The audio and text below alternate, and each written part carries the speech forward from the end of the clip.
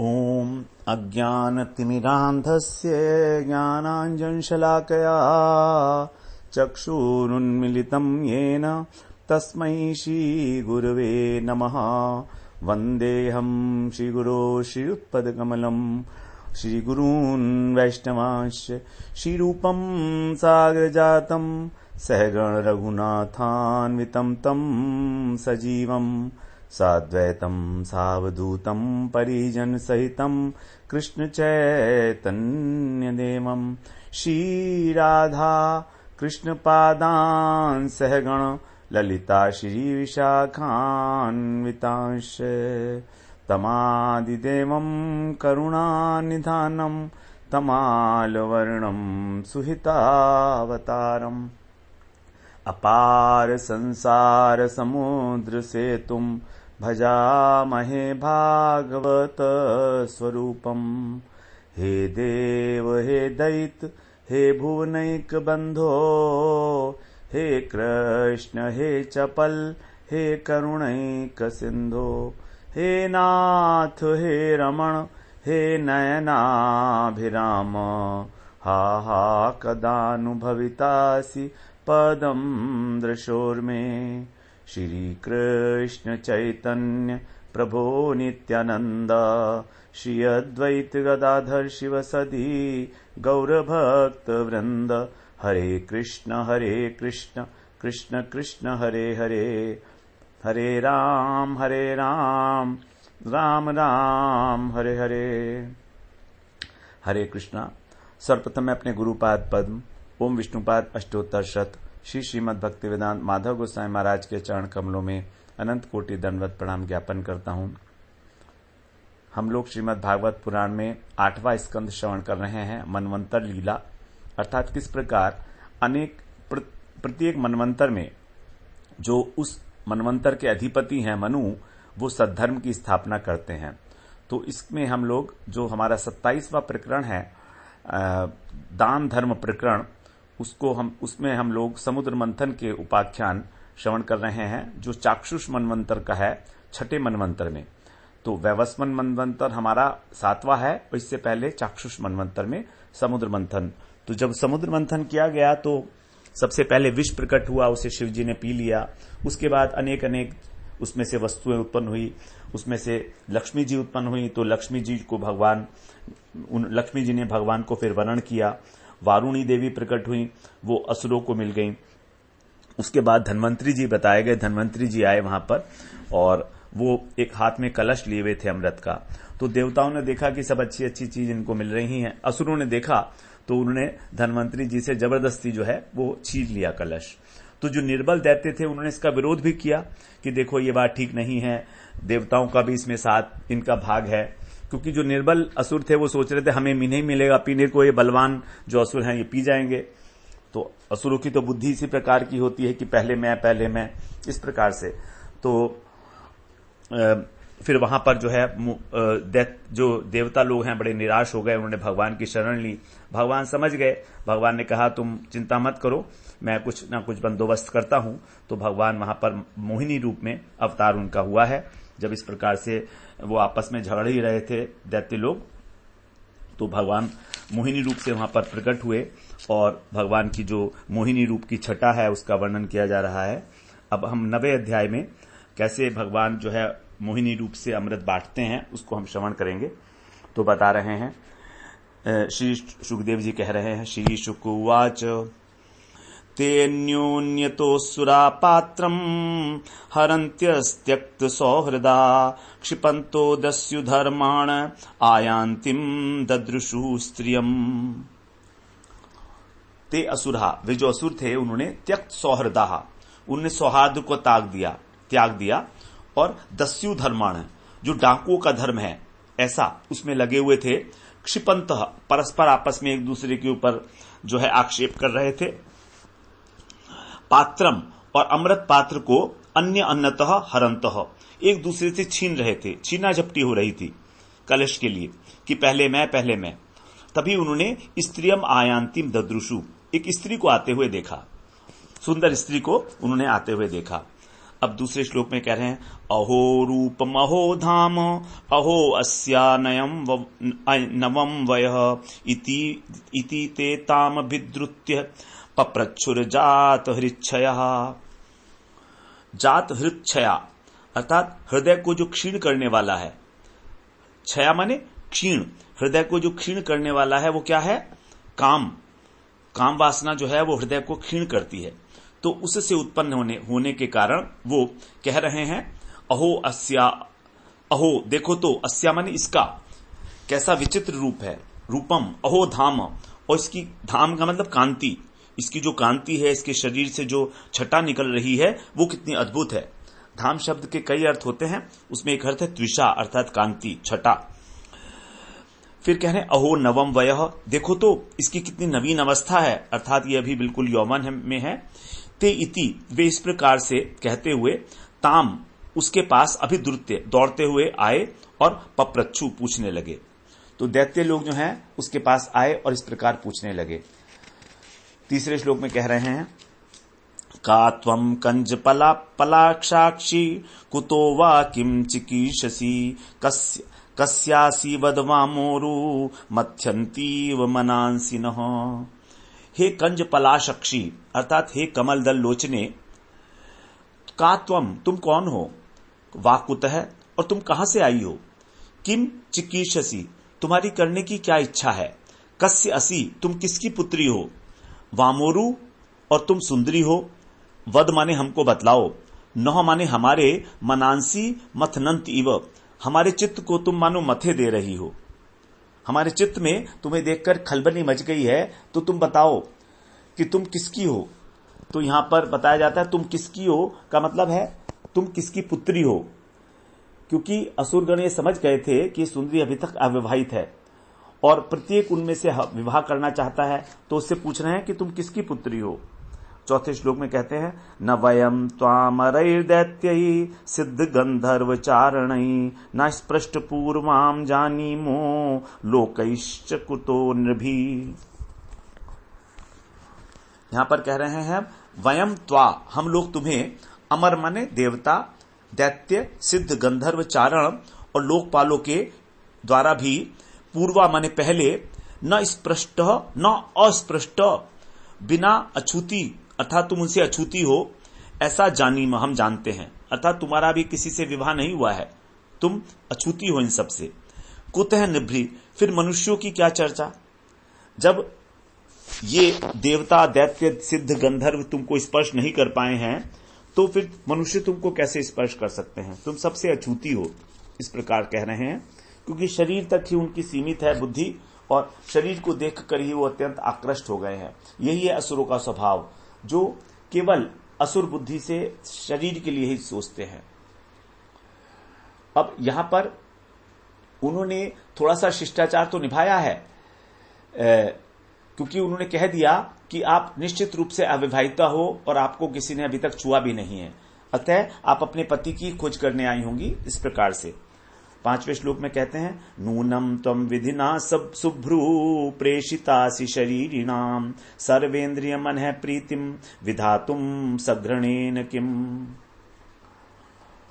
हे शुभ्रू अर्थात हे सुंदर भाव वाली, नूनम माने निश्चित रूप से, किम माने क्या, त्वं माने तुम, सघ्रणेन विधिना दयालु विधाता, जो विधाता हैं अत्यंत दयालु हैं, तो क्या विधाता ने दया करके शरीरी नाम जो शरीरधारी हैं उनकी सर्व इंद्रिय मन है प्रीतिम सभी इंद्रियों की और मन की प्रसन्नता को विधातु माने विधान करने के लिए प्रेषितासी क्या तुम भेजी गई हो, क्या विधाता ने ही तुमको जो है इंद्रियों को और मन को प्रसन्न करने के लिए भेजा है दया करके।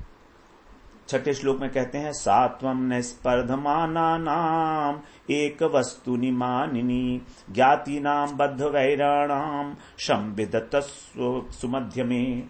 हे सुमध्य में अर्थात जिनकी मध्यमा, जिनकी कटी जो है क्षीण है, ऐसी हे मानिनी एक वस्तुनि एक ही वस्तु के लिए, बद्ध वैराणाम जो दृढ़ शत्रुता कर लेते हैं, स्पर्धमाना नाम और आपस में स्पर्धा करते हैं ऐसे, नह माने हम, ज्ञाति नाम हम जो जाति भाई हैं अर्थात देवता और दैत्य, सा, तुम क्या करो, सा माने वह, इस प्रकार का जो हमारे में जो है ईर्ष्या उत्पन्न हो गई है, शम माने शांति, विधत्स उसका विधान करो। तो हम जो है ज्ञाति पुरुष ज्ञाति हैं, सब लोग आपस में, एक कश्यप जी के पुत्र हैं, सगे भाई हैं। तो इस प्रकार से तुम हमारा जो है, हमारी एक गांठ पड़ गई है हम दो के बीच में, और हमारा झगड़ा हो तो इसको तुम मिटा दो। अब 7वें श्लोक में कहते हैं, वयम कश्यप दायादा भ्रातरः कृत पौरुषा विभचस्व यथा न्यायम नैवं भेदो यथा भवेत।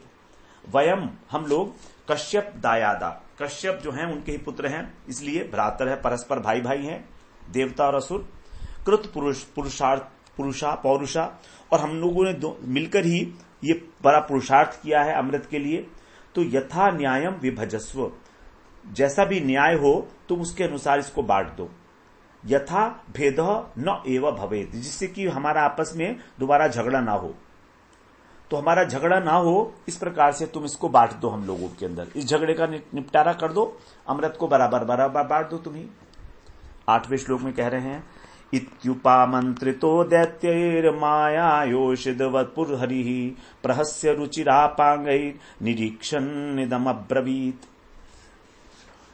इति उपामंत्रितो, इस प्रकार, उपामंत्रित माने आमंत्रण करने पर, दैत्य माने दैत्यों के द्वारा, माया योषित वपुधरे, अपनी माया के द्वारा जिन्होंने एक स्त्री का रूप धारण किया, ऐसे भगवान श्री हरि, प्रहस्य माने हंसकर, रुचिर अपांगई, सुंदर कटाक्ष दृष्टि करते हुए उन दैत्यों के प्रति, निरीक्षण माने उनको देखते हुए, इदम अब्रवीत, यह बोले। तो बड़ी मधुर वाणी से तिरछी चतवन करके, थोड़ा सा मुस्कुरा के, मोहिनी रूप है ना भगवान का, तो इस प्रकार से उनको मोहित करते हुए और इस प्रकार से बोले। श्री भगवान उवाच, कथम कश्यप दायादा पुंश्चल्यां मयि संगतः विश्वासं पंडितो जातु कामिन्युषु न याति। अब देखिए, भगवान को मालूम है कि वही करेंगे निपटारा, लेकिन पहले कह रहे हैं, पहले वो वचन ले लेना चाहते हैं दैत्यों से, क्योंकि कहीं ऐसा ना हो कि उन्होंने कोई बंटवारा किया हो और वो माने ना। इसीलिए भगवान जो है जानबूझकर और ये कह रहे हैं कि तुम स्त्री के ऊपर विश्वास क्यों कर रहे हो, ये कह रहे हैं स्वयं ही। तो इसलिए कह रहे हैं भगवान, जो इस प्रकार से असुर लोग कह रहे हैं, तो उन्हें लग रहा है कि कहीं ना कहीं ये लोग मेरे न्याय के ऊपर प्रश्न चिन्ह ना उठा दें, इसलिए कह रहे हैं भगवान, कथम कश्यप दायादा, किस प्रकार तुम जो लोग कश्यप के पुत्र हो, मई माने मुझ, पुंश्चल्याम, इस व्यभिचारिणी स्त्री जो पुंश्चली है, पुंश्चली का मतलब उल्टा है, व्यभिचारिणी है, उसके संगता माने उसके साथ क्यों होते हो, कथम, उसके ऊपर ये क्या विश्वास कर रहे हो तुम। क्योंकि पंडित, जो पंडित लोग होते हैं, वो कामिनीषु, कामिनियों का, जातु माने कभी भी, विश्वासम नहीं आती, कभी विश्वास नहीं करते। तो इस प्रकार जो मेरे द्वारा न्याय कराना चाहते हो, ये ठीक नहीं है, क्योंकि तुम लोग तो कश्यप ऋषि के पुत्र हो और मैं हूं व्यभिचारिणी स्त्री, तो इसलिए ये ठीक नहीं है। 10वें श्लोक में बोलते हैं भगवान, सालावृकाणाम स्त्रीणाम च स्वै वैरिणीम सुरद्विषः सुरद्विषः सख्यानि आहुर्नित्यानि नूत्नम नूत्नम विचिंतवताम। हे सुर विद्वषः, अर्थात हे देवताओं के, हे दैत्यों, जो देवताओं के द्रोही हैं। भगवान का देखिए संबोधन क्या है, सुर विद्वषः, जो देवताओं से विद्वेष करते हैं, ऐसे दैत्यों।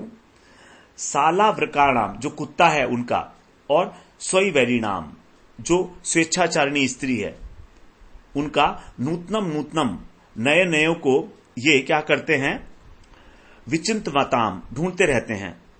तो इसलिए इनका जो सख्यानी, इनकी जो मित्रता है, वो भी अनित्यानि आहु, अस्थायी कही गई है। तो कुत्तों का और स्वेच्छाचारिणी स्त्रियों का कभी भी विश्वास नहीं करना चाहिए, क्योंकि ये हर बार नए नए जो है साथी ढूंढते हैं, स्वच्छंद होते हैं। जैसे कुत्ता एक स्वच्छंद है अपने यौन संबंध में, उसी प्रकार जो स्वच्छंद व्यभिचारिणी स्त्री है वो भी स्वच्छंद है, तो नए नए साथी ढूंढती है, इसलिए स्त्रियों की मित्रता कभी स्थायी नहीं होती है। अब सुखदेव जी कह रहे हैं आगे, श्री शुक उवाच इति ते क्ष्लेविलितैस्तस्या आश्वस्त मनसो सुरः जह सुरभाव गंभीरम ददुश्चामृत भाजनम।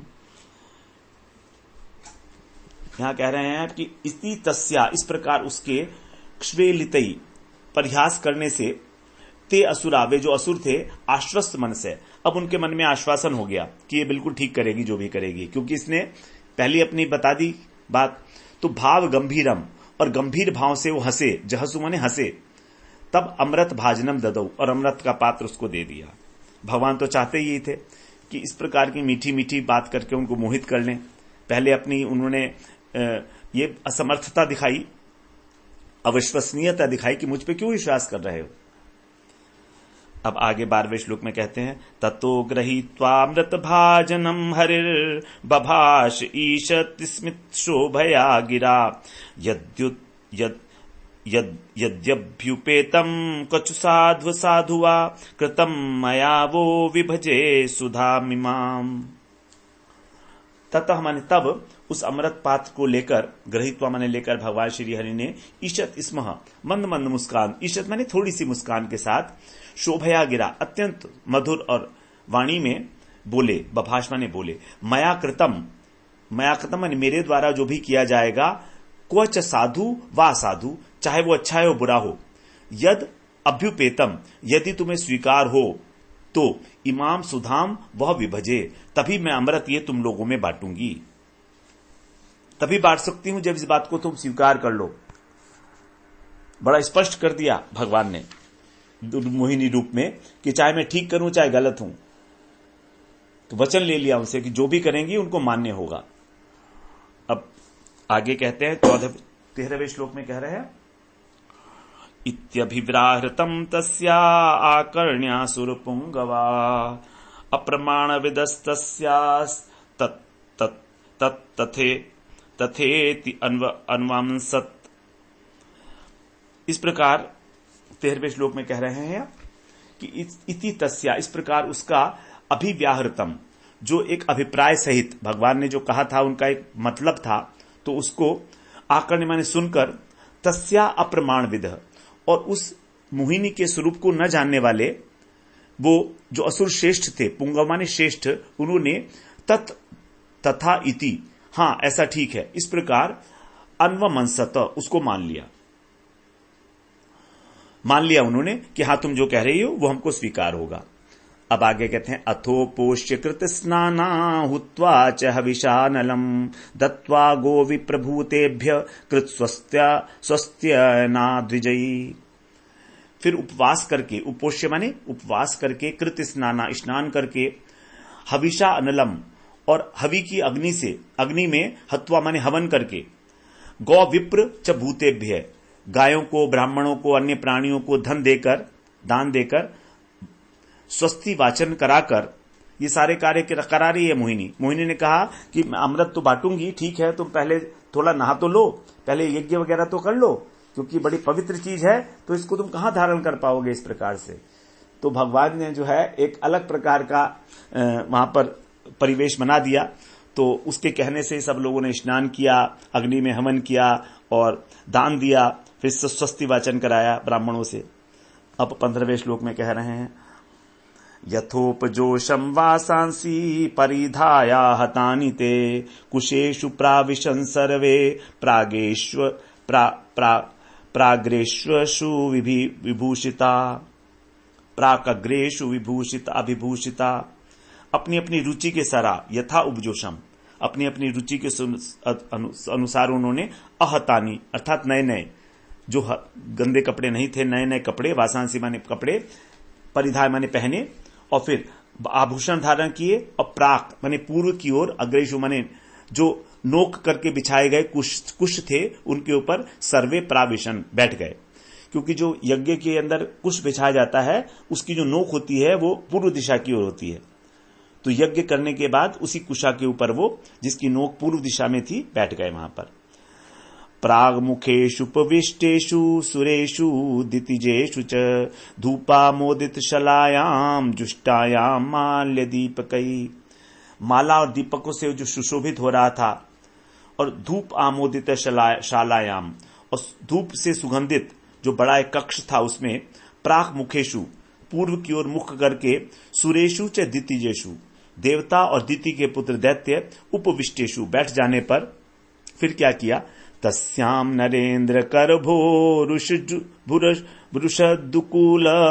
शोणी तटाल सगतिर्मदवे वलाक्षी साकूजति कनक नूपुर शिंजितेन कुंभस्तनी कलश पाणि रथा विवेश।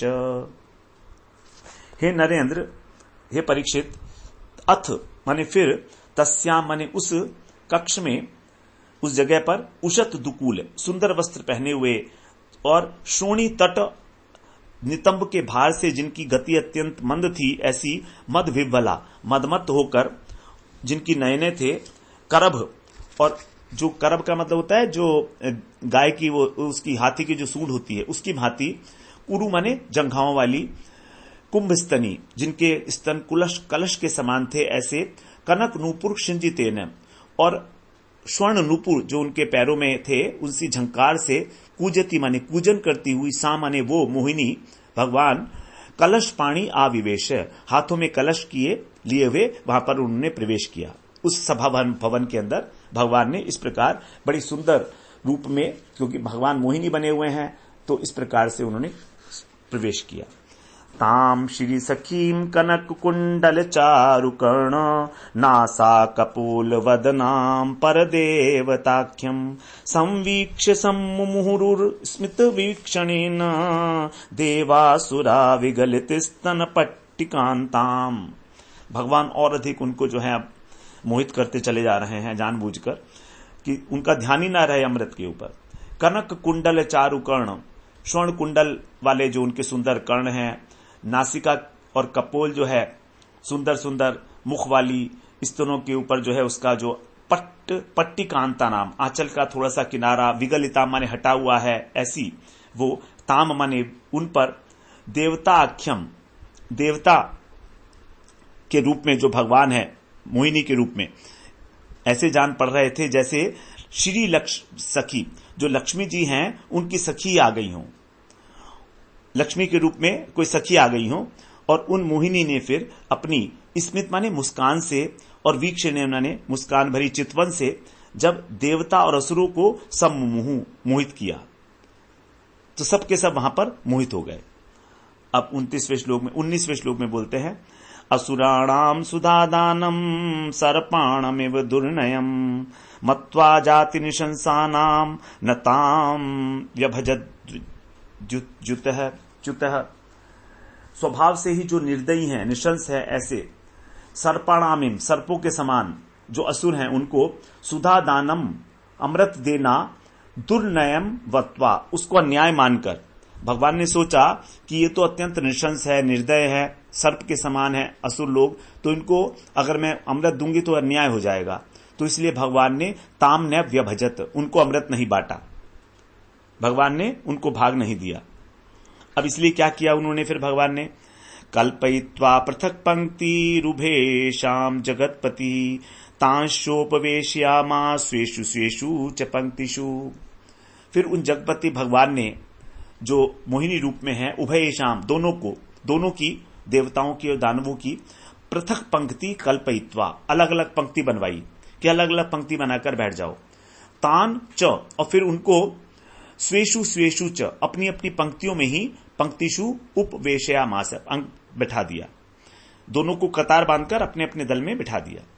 अब 21वें श्लोक में कह रहे हैं, दैत्यान गृहीत कलशो वंचन उपसरंचरई दूरस्थान पाययामास जरा मृत्यु हराम सुधाम।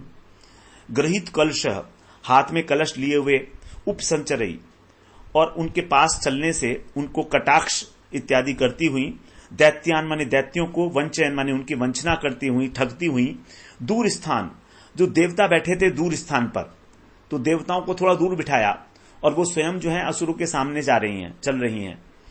जरा मृत्यु हराम जो बुढ़ापे को और मृत्यु को हरने वाला अमृत था, सुधाम पाया मास, पिला दिया। इस प्रकार से उन्होंने देवताओं को पिला दिया। बात तो कर रही हैं वो असुरों से, देख तो रही हैं वो असुरों को, लेकिन जो दूर बैठे हैं भगवान, जो देवता बैठे हैं दूर, उनको वहां पर जाकर एकदम अचानक ही बात करते करते ही उनसे, और वहां पर जाकर उनको जो है पिला दिया। अब असुर सोच रहे हैं भाई हमको भी थोड़ा बहुत मिलेगा ही बाद में। अब कह रहे हैं 22वें श्लोक में, ते पालयंत समयम असुरा स्वकृतम नृप तूषणीम असंकृत स्नेहा स्त्री विवाद जुगुप्सया। हे परीक्षित, जो असुर हैं वे क्या कर रहे थे, अपनी परीक्षा थी उनकी, स्त्री विवाद, स्त्री से झगड़ा सोचते थे, जुगुप्सया ठीक नहीं है, निंदनीय है। क्या स्त्री से झगड़ा करना, इसलिए कृत स्नेहा, इसने हमसे इतना प्रेम किया है, इतनी प्रेम से बातें की हैं, स्वयं कृतः, जो अपने साथ की गई उनकी समय माने शर्त थी उसका पालयंत, पालन कर रहे थे, और तूषणी मासन, चुपचाप बैठे रहे। उन्होंने सोचा कि स्त्री से क्या झगड़ा होगा, ये तो निंदा हो जाएगी फिर हमारी, और इसे हमसे प्रेम भी है, थोड़ा सा हमसे इतनी अच्छी बातें की हैं, तो इसलिए उन्होंने अपनी बात का, अपनी शर्त का पालन किया। तस्याम कृताति प्रणयाया कातरः बहुमानेन चाबद्धा नोचु किंचन विप्रियम। तस्याम अति प्रणया, उससे बहुत प्रेम किया था, मोहिनी में उन लोगों का अत्यंत प्रेम हो गया था। प्रणय अपाय कातरा, और उस प्रेम के नष्ट हो जाने से वो डर रहे थे कि कहीं हमने कुछ कह दिया तो हमें ये प्रेम नहीं करेगी। तो इसलिए मोहिनी ने भी उन लोगों का बड़ा सम्मान किया, बहुमानेन, बहुत सम्मान किया मोहिनी ने भी। इस प्रकार वो बंधे हुए थे, आबद्धा, और विप्रियम कंचन नौचू, और कोई भी गलत शब्द नहीं बोले मोहिनी के प्रति, अप्रिय बात नहीं बोले, क्योंकि उनको डर था कि कहीं ये नाराज हो गई, हमारा जो प्रेम संबंध है वो टूट जाएगा, तो फिर ठीक नहीं होगा। इस प्रकार से तो यहां पर देवता मोहित नहीं थे, दैत्य मोहित थे, क्योंकि और भगवान का जो उद्देश्य था वो भी दैत्यों को मोहित करना था, देवताओं को मोहित नहीं करना था। तो जो भोग लिप्सा करता है, जो जिसके अंदर अनेक प्रकार की कामनाएं वासनाएं हैं, वही नीचे गिरता है। आगे 24वें श्लोक में बोलते हैं, देवलिंग प्रतिच्छन्न स्वरभानुर्देव संसदी प्रविष्ट सोमम मपि बच्चर चंद्रकारभ्याम च सूचितः। तभी क्या हुआ, देवलिंग, देवताओं के लक्षणों को धारण करके, प्रतिच्छन्न माने छिपकर, देव संसदी, देवताओं के समूह में, सभा में, पंक्ति में, प्रविष्ट माने घुसकर, स्वर भानु, जो स्वर भानु नाम का दैत्य था, उसने सोमम अपिबत, अमृत को पी लिया। लेकिन वहां पर जो चंद्रमा और सूर्य थे, अर्क माने सूर्य, इनके द्वारा सूचित, भगवान को इन दोनों ने सूचित कर दिया कि ये जो है स्वर भानु नाम का दैत्य है, इसने पी लिया है अमृत। शिरस्त्वमतराम नीतम अजो ग्रहमचि कृलपत यस्तु परमणि चंद्रार्कौ अभिधावति वैरधि। किंतु जब हरि पिबतः, नहीं 25वां श्लोक रह गया, उसमें कह रहे चक्रेण क्षुरधारेण जहार पिबतः शिरः हरितस्तस्य कबंधस्तु सुधया प्लावितो पतत। तभी भगवान ने क्या किया, पिबतः माने पीते समय ही, क्षुरधारेण, तीक्ष्ण धार वाला जो उनका सुदर्शन चक्र था, उससे शिरः जहार है, उसका सिर काट दिया स्वर भानु का, और तस्य कबंध, उसका जो धड़ था वो सुधया अप्लावित, सुधा अमृत पीने के कारण अपतत, जो सुधा पीली थी उसने, वो गिर गया। तो उसने ऊपर अभी तक उसके गले तक ही था वो अमृत, नीचे नहीं गया था। तो उसका जो सिर था, जो मस्तक वगैरह और फेस था, वो सारा का सारा उसका ठीक रहा। तो अमृत का संसर्ग अभी नीचे से नहीं हुआ था, धड़ से, इसलिए धड़ तो नीचे गिर गया और सर उसका जो है वो जिंदा रहा। शिरस्त्वमरताम नीतम अजो ग्रहमचिक्रलत जस्तु परमणि चंद्रार्कौ अभिधावति वैरधि। किंतु सिर उसका जो था वो अमृत को प्राप्त हो गया, अमरताम नीतम, अमर हो गया। इसीलिए अजह ग्रहम अचिक्लपत, ब्रह्मा जी ने उसको ग्रह बना दिया एक। तो राहु नाम का एक ग्रह है, हम जानते ही हैं, जो यह तु पर्वणि, जो पर्व आते हैं पूर्णिमा और अमावस्या, उसको बैरथी माने बैर बुद्धि से, चंद जो है मतलब बदला लेने के लिए चंद्रमा और सूर्य पर अभिधावती आक्रमण करता है। ग्रहण लगता है ना अमावस्या और पूर्णिमा को, इसीलिए पीत प्राय मृते देवैर भगवान लोक भावन पश्यताम असुरेन्द्राणाम स्वम रूपम जग्रहे हरि। इस प्रकार कह रहे हैं कि पीत प्राय देवै मृते, देवै अमृते अर्थात देवताओं के अमृत पीत प्राय पी लाने पर, अधिकांश मोस्टली सब पी ही चुके थे, जो लोक भावन अर्थात जो लोक भगवान जो प्रजा के रक्षक हैं, प्रजा के पालक हैं, ऐसे भगवान हरि माने भगवान श्री हरि ने असुरेन्द्राणाम असुर नायकों के पश्चाताप माने देखते देखते ही स्वम रूपम जग्रहे अपना रूप ग्रहण कर लिया, अर्थात मोहिनी रूप को उन्होंने त्याग दिया और वो वास्तविक रूप में आ गए भगवान वहां पर। अब आगे 28वें श्लोक में कह रहे हैं एवं सुरासुरगणा समदेश काल हेत्वर्थ कर्म मतयोपि फले विकल्पाः तत्रामृतं सुरगणा फलमंजसा पूर्यत्पाद पंकज रजः शृणयान दैत्यः। बड़ा इंपॉर्टेंट श्लोक है।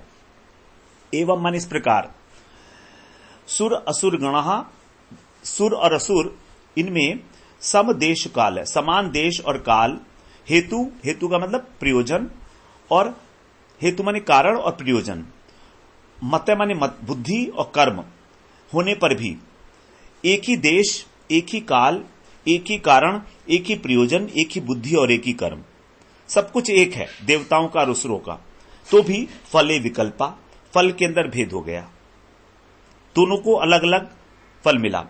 तो दोनों ही ने एक ही स्थान पर, एक ही प्रयोजन, एक ही वस्तु के लिए, एक ही बुद्धि के साथ, एक ही विचार के साथ एक ही कर्म किया, समुद्र मंथन कि हमको अमृत मिले दोनों को, लेकिन फल में भेद हो गया।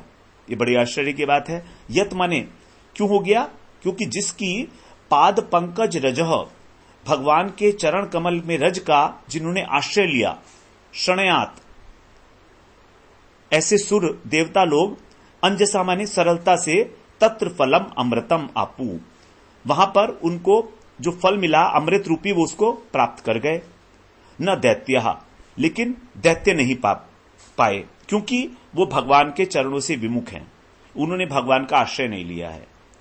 तो ये भगवान का आश्रय लेने की महिमा है, क्योंकि देवताओं ने सब प्रकार से भगवान का आश्रय लिया है, इसलिए एक ही सब कुछ होने, एक ही कर्म, एक ही बुद्धि, एक ही विचार, एक ही संकल्प, सब कुछ एक होने के बाद भी देवता क्योंकि हमेशा भगवान की शरण में है, इसलिए बड़े आसानी के साथ उनको अमृत मिल गया।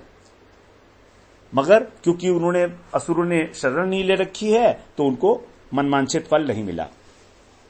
तो यहां पर जो बताया गया है डिफरेंस भक्त और कर्मी, जो कर्मी है और भक्त हैं एक ही कार्य करते हैं, लेकिन फल जो है कर्मी को मिलता भी है तो नश्वर होता है, और भक्त को जो फल मिलता है वो भगवान की इच्छा से मिलता है और स्थायी फल मिलता है। एक ही शक्ति होती है, एक ही काल में, एक ही स्थान पर, वो भी बिजनेस कर रहा है, वो भी बिजनेस कर रहा है, कर्मी भी कर रहा है और भक्त भी कर रहा है। उसकी इच्छा भी धन प्राप्ति की है, उसकी इच्छा भी धन प्राप्ति है, लेकिन भक्त जो है भगवान के प्रति समर्पित है और कर्मी जो है भगवान को मानता ही नहीं है, तो इसीलिए उसके कार्य असफल हो जाते हैं, उसको सरलता से कुछ भी उपलब्धि नहीं होती है। यही अंतर है कर्मी का और भक्त का। इसीलिए भक्ति की बड़ी महिमा है कि हमको किसी भी प्रकार की इच्छा ना रखते हुए भी और भगवान का ही आश्रय लेने से यदि हम कोई काम करेंगे तो हमारा वो कार्य सफल हो जाता है। आगे 29वें श्लोक में कह रहे हैं यत् युज्यते सुवसुकर्म मनो वचोभिर् देहात्मजादिषु निभिस्तदसत्पृथक्त्वात् तैरेव सद्भवति यत् क्रियते पृथक्त्वात् सर्वस्य तद्भवति मूल निषेचनम् यत् नृभियत् माने मनुष्य, नृभि माने मनुष्यों के द्वारा जो असु वसु प्राण और धन, असु माने प्राण, और वसु माने धन। इसीलिए पृथ्वी को वसुधा कहा जाता है, जो धन को धारण करती है, क्योंकि सभी कुछ पृथ्वी से प्राप्त होता है। तो असु और वसु, प्राण और धन से जो कर्म किया जाता है, कैसे? मन वचः देह, मन के द्वारा, वाणी के द्वारा और शरीर के द्वारा। ये आत्मज आदिशु, उसका प्रयोजन क्या है? पुत्र इत्यादि की रक्षा करना। तो शरीर के लिए, पुत्र के लिए हम जो भी कार्य करते हैं, वो जब वो पृथक्त्वात्, भेद बुद्धि से किया जाता है, तो वो व्यर्थ हो जाता है, भेद बुद्धि। लेकिन तई एव सत, वही जो है सार्थक हो जाता है, भवती माने सार्थक हो जाता है, यदि वो अपृथक्त्वात्, अभेद बुद्धि से किया जाए। अभेद बुद्धि का मतलब है भगवान के साथ अपनापन मानकर, भगवान की सेवा करते हुए कि हम भगवान के ही अंश हैं, इस प्रकार की बुद्धि के साथ यदि वो किया जाएगा तो वो सफल हो जाता है। बड़ा सिद्धांतिक श्लोक है ये।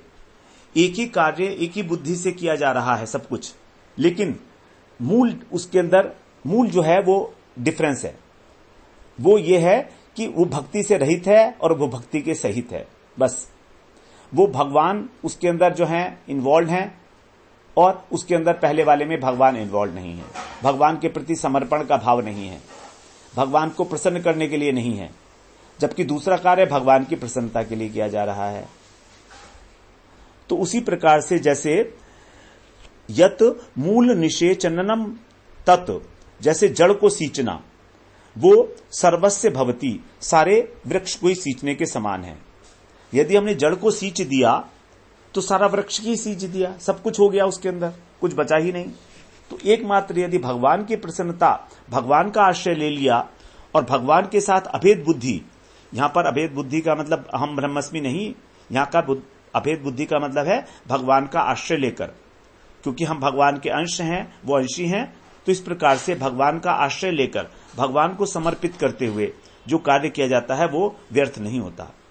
और जो भेद बुद्धि से किया जाता है कि मैं अपने आप ही ये कार्य कर लूंगा, मुझे भगवान से कोई मतलब नहीं है, वो होंगे अपने घर के होंगे, इस प्रकार की नास्तिक बुद्धि से जो किया जाएगा कार्य, वो सफल हो या ना हो उसमें संशय रहेगा। सफल हो भी जाएगा तो फल भी उसका अस्थायी होगा। इस प्रकार से यहां पर देवताओं को फल मिला है, अमृत, और दैत्यों को कुछ भी नहीं मिला, क्योंकि सफलता वास्तव में प्राप्त होती है भगवान के आश्रय से। हम कितना ही प्रयत्न कर लें किसी भी वस्तु को प्राप्त करने की, सफलता और असफलता हमारे हाथ में नहीं है।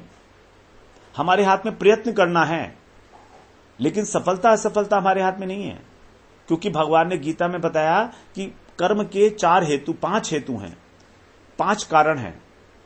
उसमें से जो दैव है, दैव का मतलब है प्रारब्ध, अर्थात भगवान, भाग्य, कुछ भी कहें, तो फल मिलेगा कि नहीं मिलेगा यह निश्चित नहीं होता है। लेकिन यदि वही कर्म भगवान के समर्पित करके किया जाएगा भक्ति भावना पूर्वक, तब वो सफल होगा, तब वो व्यर्थ नहीं जाएगा, क्योंकि अब भगवान उसके अंदर जो है वो युक्त हो गए हैं। भगवान भगवत बुद्धि से किया जा रहा है।